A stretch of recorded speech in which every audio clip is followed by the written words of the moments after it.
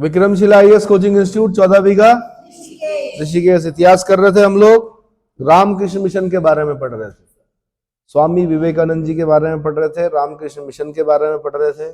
ठीक है, तो रामकृष्ण मिशन की स्थापना कब हुई?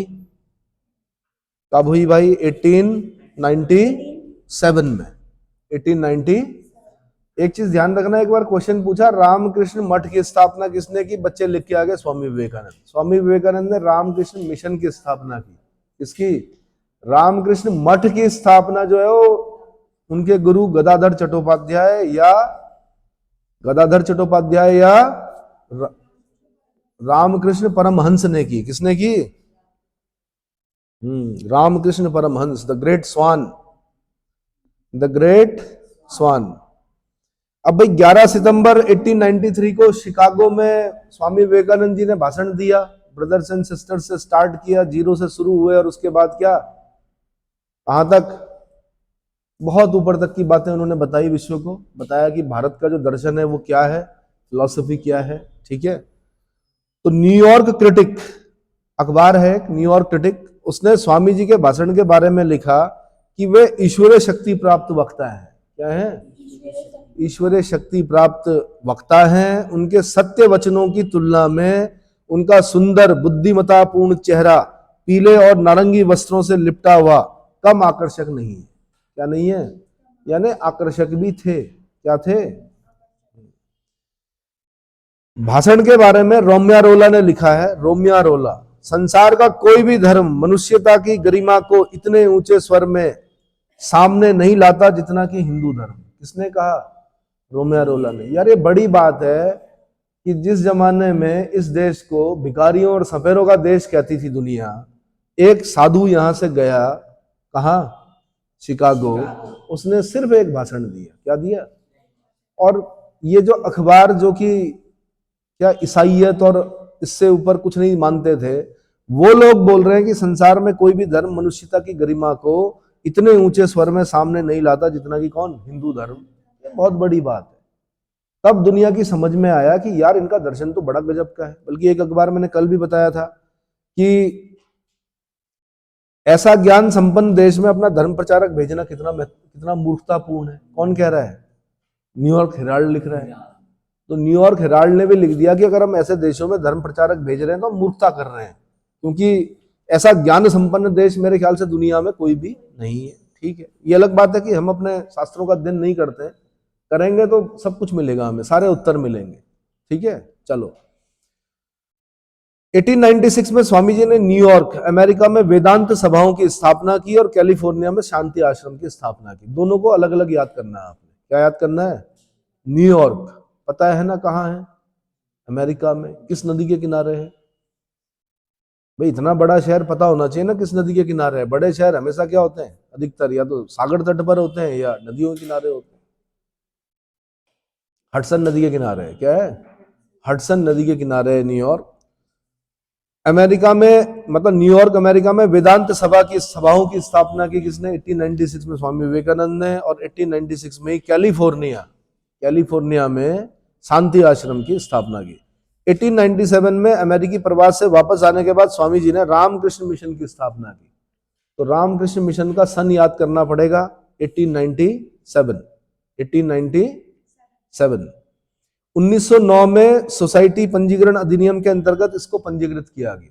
सोसाइटी रजिस्ट्रेशन एक्ट होता है, उसके तहत क्या किया गया? इसको रजिस्टर्ड कराया गया 1909 में। मिंटो मार्ले सुधार जब आए थे उस समय। ठीक है, रामकृष्ण मिशन की स्थापना स्वामी विवेकानंद ने की थी, जबकि रामकृष्ण मठ की स्थापना रामकृष्ण परमहंस या गदाधर चट्टोपाध्याय ने की थी। किसने की थी? गदाधर चट्टोपाध्याय, रामकृष्ण परमहंस ने की थी। ठीक है, रामकृष्ण मिशन का कलकत्ता के वेल्लोर और अल्मोड़ा के मायावती नामक स्थान पर मुख्यालय खोला गया। मायावती आश्रम कहाँ है? अल्मोड़ा में। और आपका रामकृष्ण मिशन का जो क्या, कलकत्ता के वेल्लोर और अल्मोड़ा के मायावती नामक स्थानों पर मुख्यालय खोला गया। रामकृष्ण मिशन में कार्यरत सन्यासी जन साधारण के कष्टों के निवारण, रोगियों को चिकित्सा सुविधा उपलब्ध कराना, अनाथों की देखभाल आदि के माध्यम से सक्रिय समाज सेवा के प्रति समर्पित थे। मानव सेवा, भाई सबसे बड़ी सेवा किसको माना इन्होंने? मानव सेवा को माना है ना। कैसे संत रहे होंगे, सोचो ना आप, कि रोटी थी, रोटी खा रहे थे, तो नीचे मैदानी इलाकों में क्या होता है कि चुपड़ी रोटी खाई जाती। चुपड़ी रोटी समझते हो, घी लगाया जाता है। सूखी रोटी तभी खाई जाती है जब किसी की मृत्यु हो जाती है परिवार में, ठीक है। वैसे स्वास्थ्य के लिए बहुत अच्छा नहीं है चुपड़ी रोटी, वो तब जबकि आप फिजिकल नहीं कर रहे हो। अगर आप फिजिकल, पुराने लोग किसान थे, चुपड़ी रोटी खाते थे, सूखी रोटी खाना मना था। अब चुपड़ी करने से पहले ही, मतलब घी लगाने से पहले ही, एक कुत्ता आया और रोटी लेके भाग गया, और रामकृष्ण उसके पीछे पीछे भागे। अरे भाई रुक, भाई रुक, किसको बोल रहे हैं? कुत्ते को, कि मैंने अभी रोटी को क्या नहीं किया है, घी नहीं लगाया।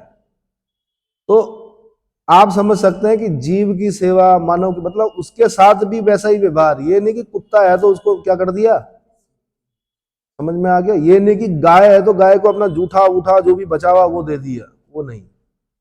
फ्रेश जो एक पहली रोटी होती है वो क्या, गाय को देनी है। समझ में आया? चलो, रामकृष्ण मिशन मैं इसलिए बोल रहा हूं, आप जूठा दोगे ना तो आप पता नहीं कितनी प्रकार के रोगों से ग्रसित, कितनी प्रकार की बीमारियां, कितने प्रकार के अवसाद, जो भी चीजें होंगी, आप उस पशु को दे रहे हो तो उस पे भी क्या हो सकता है, दिक्कत हो सकती है। इसलिए उसको जूठा ना खिलाएं, इसको कच्चा ना खिलाएं। और रामकृष्ण मिशन को कलकत्ता के वेल्लोर और अल्मोड़ा में मायावती नामक स्थानों पर मुख्यालय खोला गया। रामकृष्ण मिशन में कार्यरत सन्यासी जन साधारण के कष्टों के निवारण, रोगियों को चिकित्सा सुविधा उपलब्ध कराना, अनाथों की देखभाल आदि के माध्यम से सक्रिय समाज सेवा के प्रति समर्पित थे। स्वामी विवेकानंद ने कहा कि मोक्ष संन्यास से नहीं बल्कि मानव मात्र की सेवा से प्राप्त होता है। मोक्ष समझते हो? पुनरमम पुनरपि जन्मम पुनरपि मरणम पुनरपि जननी जठरे शयनम, शंकराचार्य जी ने कहा है।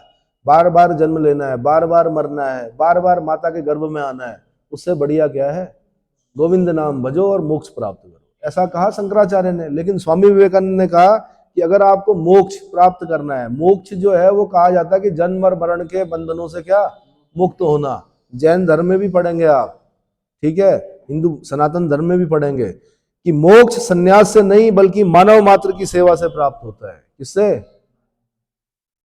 उनके अनुसार धर्म की चर्चा तब तक नहीं करनी चाहिए जब तक कि देश से गरीबी और दुखों का निवारण ना हो जाए। तो सबसे पहले देश से गरीबी और दुखों का निवारण करना है, तब जाके धर्म की बात करनी है। क्या करनी है? ठीक है। स्वामी जी ने अपनी पुस्तक मैं समाजवादी हूं, अब यहां से क्वेश्चन बना यूपीएससी में एक बार कि मैं समाजवादी हूं कथन किसका है? आंसर जवाहरलाल नेहरू का है। दूसरी बार पूछा मैं समाजवादी हूं पुस्तक किसकी है? तो किताब जो है वो स्वामी विवेकानंद की है, वक्तव्य जो है वो जवाहरलाल नेहरू का है। ठीक है। मैं भारत के उस उच्च वर्ग से अपने पद और सुविधाओं का परित्याग करते हुए निम्न वर्ग के साथ मेल जोल करने का आह्वान किया। किसमें? मैं समाजवादी हूं जो पुस्तक लिखी स्वामी विवेकानंद ने, उसमें उन्होंने कहा कि भारत का जो उच्च वर्ग है वो अपने पद और सुविधाओं का परित्याग करते हुए निम्न वर्ग के साथ मेल जोल करे, आह्वान किया उन्होंने। समझ में आ गया? बल्कि एक जगह पर उन्होंने ये भी कहा कि हे भगवान, हमारा देश कब स्वतंत्र होगा? पहले व्यक्ति हैं क्या इस देश में, पहले व्यक्ति हैं जिन्होंने क्या कहा, हे भगवान मेरा देश कब स्वतंत्र होगा। स्वतंत्रता की बात कोई नहीं करता था। सब लोग किसकी बात करते थे? किसकी बात करते थे? स्वशासन की बात करते थे, स्वतंत्रता की बात नहीं करते थे। स्वामी जी ने की ये बात। चलो, स्वामी जी ने कहा कि जब तक देश में लाखों लोग भूखे और अज्ञानी हैं, मैं ऐसे प्रत्येक व्यक्ति को देशद्रोही समझूंगा जिन्होंने उनकी मेहनत की कमाई से शिक्षा ग्रहण की पर उनकी परवाह नहीं करते, पर उनकी परवाह नहीं करते। स्वामी जी ने कहा मैं ऐसे धर्म को नहीं मानता जो विधवाओं के आंसू ना पोंछ सके या किसी अनाथ को एक टुकड़ा रोटी भी ना दे सके। वेद, कुरान तथा सभी धर्म ग्रंथों को अब कुछ समय के लिए विश्राम करने दें। क्या करें? करने दें, विश्राम करने दें, मानव सेवा पर लगे। किस पर लगे? महिलाओं के बारे में स्वामी जी ने कहा कि 500 समर्पित व्यक्तियों के साथ मुझे इस देश को सुधारने में 50 वर्ष लगेंगे, लेकिन 50 समर्पित महिलाओं के सहयोग से मैं यह कार्य कुछ ही वर्षों में क्या कर सकता हूं, संपन्न कर सकता हूं। इसका मतलब महिलाओं को सशक्त कर दो, देश अपने आप क्या हो जाएगा, सशक्त हो जाएगा। अभी भी अधिकार नहीं मिले हैं आपको, प्रसन्न मत होइए, अभी भी 33% मिला है। कहाँ? संसद में 50 लेना है। कितना? 50 लेना है। चलो, आधी जनसंख्या आप ही की है, आप लोग सशक्त होंगे तब देश सशक्त होगा। ठीक है। और ये ध्यान रखना भाई, अच्छे कार्य करना, क्योंकि आप दो जगह का प्रतिनिधि करते हो। एक जो बेटा होता है वो अपने परिवार का प्रतिनिधित्व करता है, बालिकाएं जो होती हैं वो दो जगह का क्या करती हैं, मतलब यहाँ यहाँ जिस घर में आप हैं और जिस दूसरे घर में आपने जाना है, दोनों जगह का प्रतिनिधित्व कौन करती है, बालिकाएं करती हैं। तो अगर कोई गलत कार्य कर दिया तो दोनों परिवारों पर क्या होगा, उसका प्रभाव पड़ता है। तो समझ में आया? अच्छा कार्य करोगे तो सिर्फ उन दोनों परिवारों पर नहीं, उन आने वाले जनरेशन पर भी पड़ेगा जो कि बालिका जन्म को अच्छा नहीं मानते हैं। समझ में आ गया? ठीक है। धार्मिक अंधविश्वास के बारे में स्वामी जी ने कहा है कि हमारा धर्म रसोई घर में है। मैंने बता दिया था कि our religion is the kitchen, our god is in the cooking pot and our religion is don't touch me I am holy. हमारा धर्म रसोई घर में है, हमारा धर्म जो है वो खाने के बर्तनों में है, और हमारा धर्म ये हो गया है कि मुझे मत छुओ, मैं क्या हूं, पवित्र हूं। इसको चेंज करना पड़ेगा। स्वामी जी ने इस चीज पर क्या किया, नहीं बोलते हैं कि इसके यहाँ नहीं खाना है, उसके यहाँ नहीं खाना है, इसके हाथ की रोटी खानी है पर इसके हाथ का चावल नहीं। उत्तराखंड में भी चलता है। इसके घर में जब हम जाएंगे तो रोटी खा लेंगे, जो आटा गूंद रहे हैं, रोटी बना रहे हैं वो खा लेंगे, पर चावल नहीं। अरे भाई चावल क्यों नहीं खाएंगे? चावल तो बड़ी शुद्ध चीज है। धोया, यहाँ तक पानी कहाँ तक रखते हैं, 3 उंगल पानी रखा, प्रेशर कुकर या जिसमें भी बनाना बनाया, खा लिया, पर चावल नहीं खाएंगे। तो साथ में स्वामी जी ने यह भी कहा कि अगर ये सब चलता रहा, 1 शताब्दी तक ये सब चलता रहा, तो हम सब पागल खाने में होंगे। कौन सा? ये छुआछूत, ये जो हमारा धर्म रसोई घर में है, हमारा खाना, हमारा ईश्वर खाना बनाने के बर्तनों में है, अगर ये सब चलता रहा 1 शताब्दी तक, तो हम सब कहाँ होंगे? पागल खाने में। स्वामी विवेकानंद। ठीक है। स्वामी जी के अनुसार हम मानवता को वहां ले जाना चाहते हैं जहां ना वेद, न कुरान और ना ही बाइबल। मानवता को कहां ले जाना है? जहां पे न वेद हो, न कुरान हो, न बाइबल हो। सुभाष चंद्र बोस ने स्वामी विवेकानंद के बारे में लिखा, जहां तक बंगाल का संबंध है, विवेकानंद को आधुनिक राष्ट्रीय आंदोलन का आध्यात्मिक पिता कह सकते हैं। क्या कह सकते हैं? तो स्वामी विवेकानंद को आध्यात्मिक पिता किसने कहा? आंसर सुभाष चंद्र बोस ने कहा। सुभाष चंद्र बोस ने इन्हें आध्यात्मिक पिता कहा और महात्मा गांधी को राष्ट्रपिता कहा। क्या कहा? यानी महात्मा गांधी को राष्ट्रपिता कहने वाले पहले व्यक्ति कौन है? आजाद हिंद रेडियो से कहा उन्होंने कि राष्ट्रपिता, आप हमें इस पवित्र युद्ध में, मुक्ति के इस पवित्र युद्ध में क्या करें? अपना आशीर्वाद प्रदान करें।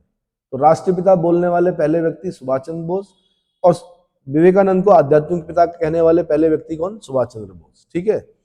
इंडियन अनरेस्ट एक किताब है, वैलेंटाइन चिरोल की है, ये पता है ना? भारतीय अशांति का जनक कहा गया था, जिसमें किसको? तिलक को कहा गया था, आर्य समाजियों को कहा गया था, है ना? विवेकानंद के उद्देश्यों को राष्ट्रीय आंदोलन का एक प्रमुख कारण माना है। इंडियन अनरेस्ट के लेखक वैलेंटाइन चिरोल ने विवेकानंद के उद्देश्यों को राष्ट्रीय आंदोलन का एक प्रमुख कारण माना है। उन्होंने कहा है राष्ट्रीय आंदोलन हुआ ही इसलिए क्योंकि विवेकानंद के विचारों से प्रेरित होकर। कौन कह रहा है? वैलेंटाइन चिरोल कह रहा है। कौन कह रहा है? आयरिश मूल की महिला सिस्टर निवेदिता। कौन? सिस्टर निवेदिता विवेकानंद की शिष्या बनी और रामकृष्ण मिशन के माध्यम से स्वामी जी के विचारों का प्रचार प्रसार किया। समझ में आ गया? अरे भाई ये जो इनकी जो शिष्या हैं उनका नाम याद रखना आपने। सिस्टर निवेदिता किसकी शिष्या है? आंसर विवेकानंद जी की शिष्या है। ऐसे महात्मा गांधी जी की भी शिष्याएं हैं कुछ। कौन है? मिस कैथरीन हाइलमाइन है, और कौन है? मीरानगर है, मीराबेन है? अगला अब हमने पढ़ना थियोसॉफिकल सोसाइटी और एनी बेसेंट के बारे में। किसके बारे में? थियोसॉफिकल सोसाइटी और एनी बेसेंट।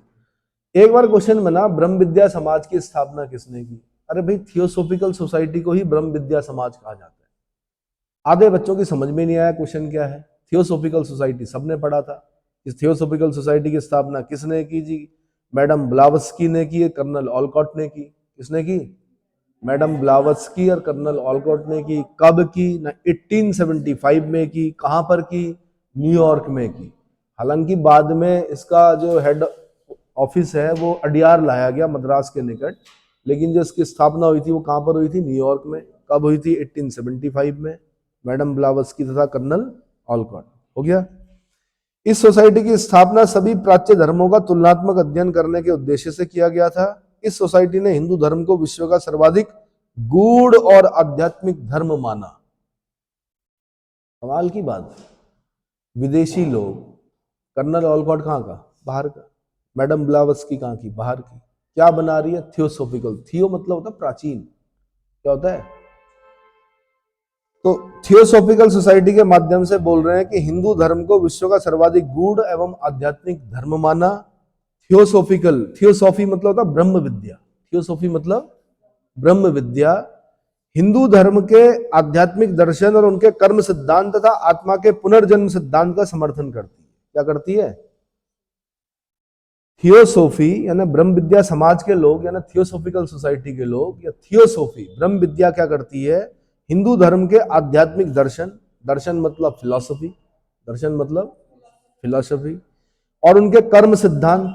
अच्छा कर्म करोगे तो क्या होगा? अच्छा जन्म मिलेगा, बुरे कर्म करोगे तो बुरा जन्म मिलेगा। और आत्मा का पुनर्जन्म सिद्धांत, आत्मा का गीता में लिखा है कि शोक मत करो भाई, शरीर छूट रहा है, आत्मा अमर है ना, दूसरा शरीर मिलेगा। जब तक लोग इन चीजों को मानते रहे तब तक इस देश में क्या नहीं था? पाप नहीं था। अब लोग हो गए कुछ ज्यादा विद्वान, उन्होंने कहा कुछ नहीं होता, आत्मा वात्मा पुनर्जन्म वगैरह कुछ नहीं। तो क्या हो गया? किस पर चल रहे हैं लोग? अधिकतर चारवाक की फिलॉसफी पर चल रहे हैं। किस पर? चारवाक के दर्शन पर चल रहे हैं कि यावत जीवेत सुखम जीवेत कृतम ऋणवा घृतम पीवेत भस्मीभूतस्य देहस्य पुनरम जन्म कुटा। जब तक जियो घी पियो, उधार लेके भी पीना पड़े तो भी पियो, क्योंकि एक बार जब भस्मीभूत होते हैं उसके बाद कुछ शेष नहीं रहता है। पीएनबी से पैसा लो और भाग लो, यूके निकल लो, है ना। उधार लो, खास दोस्त से उधार लो, बोलो कि बस अब कल दे रहा हूं और उसके बाद दो ही मत, है ना। वो बेचारा जिसका पैसा है वो मांगते मांगते भी शर्मिंदा हो गया, उसने मांगना ही छोड़ दिया। आजकल यही तो चल रहा है। एक समय में जब लोग इस चीज को मानते थे, थियोसोफी ब्रह्म विद्या को मानते थे कि भाई अगर बुरे कर्म किए तो बुरा क्या होगा? 1 रुपया अगर आपका क्या कर लिया किसी ने, नहीं लौटाया, तो बोलते थे भाई बैल बनना पड़ेगा, ये ले लो अपना 1 रुपया, नहीं तो अगले जन्म में क्या बनना पड़ेगा। देखते थे ना लोग, कृषक थे, बैल को बहुत मेहनत करनी पड़ती थी, तो नहीं चाहते थे बैल बनना। क्या नहीं चाहते थे? तो बोलते थे यार बैल ना बनना पड़े, इसलिए 1 रुपया अपना वापस ले लो। आज तो कई हजार करोड़ लेके भाग गए लोग, देश को बट्टा लगा गए। तो ठीक है भाई, यह सोसाइटी जाति पाति संप्रदाय या लिंग भेद किए बिना मनुष्य के सार्वभौमिक बंधुत्व का प्रचार करती थी। साथ ही भारतीयों में राष्ट्रीय गौरव की भावना विकसित करने में भी इस आंदोलन की महत्वपूर्ण भूमिका रही। राष्ट्रीय गौरव कब मिलता है? जब हमें पता चलता कि हमारे पूर्वज बड़े विद्वान थे, बड़े क्या थे, वीर थे, है ना। जब इस प्रकार के उदाहरण सेट होते हैं हमारे सामने तो राष्ट्र के अंदर क्या आता है? गौरव आता है। और एक बार आप भारत का भ्रमण कर लीजिए, आपको सिर्फ ताजमहल, लाल किला, बस कुतुब मीनार, 3 चीजें दिखाई गई है। आप प्राचीन मंदिरों को देखिए, प्राचीन स्ट्रक्चर को देखिए, उन किलों को देखिए, राजपुताना के किलों को देखिए, अपने आप ही गौरव आएगा आपके मन में। आपकी समझ में आ जाएगा यार हम किस देश में रहते हैं। वो तो उत्तराखंड 52 गढ़ों के देश में एक भी गढ़ नहीं बचा, एक गढ़ बचा हुआ शायद, चांदपुर गढ़। उसके ध्वंसावशेषों को देखिए और समझिए कि यार चांदपुर गढ़ के राजा ने कैसे बनाया होगा उस जमाने में। क्या कर्णप्रयाग के आसपास मिलेगा आपको। अगर वो 52 गढ़ होते तो शायद हमारा गौरव जीवित रहता, लेकिन मेरे ख्याल से संसाधनों के अभाव में, टेक्टोनिक प्लेटों के ऊपर हम क्या हैं, बने होंगे, महल टूट गए, गौरव भी क्या हो गया हमारा उन पत्थरों के साथ। अगर हमारे यहाँ भी 52 गढ़ आज सुरक्षित होते तो उनको देखकर हम भी गौरवान्वित होते, हमें पता चलता कि राजा कैसे थे यहाँ, है ना। चलो जी। तो भाई जाति पाति संप्रदाय या लिंग भेद किए बिना मनुष्य के सार्वभौमिक यूनिवर्सल बंधुत्व, सार्वभौमिक बंधुत्व का प्रचार करती थी। साथ ही भारतीयों में राष्ट्रीय गौरव की भावना विकसित करने में भी इस आंदोलन की महत्वपूर्ण भूमिका रही। 1882 में थियोसोफिकल सोसाइटी का जो हेडक्वार्टर है वो अडियार मद्रास, कहाँ? मद्रास में खोला गया। ये अंतरराष्ट्रीय कार्यालय था इनका। क्या था? अंतरराष्ट्रीय कार्यालय कहाँ खोला गया? मद्रास में। कब? 1882 में। कितने साल बाद? 7 साल बाद, क्योंकि 1875 में न्यूयॉर्क में बना था। 7 साल, 80 और 2 82, भाई 75, 5 80, 2 82, यानी 7 साल हो गए। 7 साल बाद कहाँ गया? अडियार मद्रास में आ गया। 1888 में श्रीमती एनी बेसेंट इस सोसाइटी की सदस्य बनी। 1893 ईस्वी में एनी बेसेंट भारत आई। कब आई, ये भी क्वेश्चन बना हुआ। 1893 में आई। बन कब गई थी, 1888 में बन गई थी। कब बन गई थी, बनने के कितने साल बाद भाई, 89 90 5 साल बाद भारत आई। ऑलकॉट की मृत्यु के बाद 1907 में एनी बेसेंट थियोसोफिकल सोसाइटी की अध्यक्षा बनी। फिर क्वेश्चन पूछेगा अध्यक्षा कब बनी, 1907 में। सूरत स्प्लिट होता है ना 1907 में, सूरत का विघटन होता है कांग्रेस में। क्या होता है, नरमपंथी और गर्मपंथियों के बीच में अध्यक्ष पद को लेकर विवाद हो जाता है। गर्मपंथी कहते हैं हमारा अध्यक्ष बनेगा, नरमपंथी कहते हैं हमारा बनेगा। नरमपंथियों के अध्यक्ष बन रहे थे 1885 से, 1907 में जाके गर्मपंथियों ने कहा नहीं भाई हमारा बनेगा, लाल बाल पाल, है ना, एक्सट्रीमिस्ट। भारत में शिक्षा के क्षेत्र में विकास के लिए एनी बेसेंट ने बनारस में 1898 में सेंट्रल हिंदू कॉलेज की स्थापना की। क्वेश्चन बनता है यहाँ पे, 1898 में बनारस में सेंट्रल हिंदू कॉलेज की स्थापना किसने की, आंसर एनी बेसेंट ने। जो 1916 में मदन मोहन मालवीय जी के प्रयासों से बीएचयू बना। बीएचयू किसने बनाया, महामना मदन मोहन मालवीय। किसके मतलब किस कॉलेज के, हिंदू, सेंट्रल हिंदू कॉलेज ही आगे चलकर क्या बना, बीएचयू। इतना समझ में आ गया। तो मेरे ख्याल से आज मैं इतना ही करा रहा हूं, उसके बाद मैं अन्य धार्मिक आंदोलन कराऊंगा। ठीक है, अन्य धार्मिक आंदोलनों में बहुत सारे आंदोलन है, इतना काफी।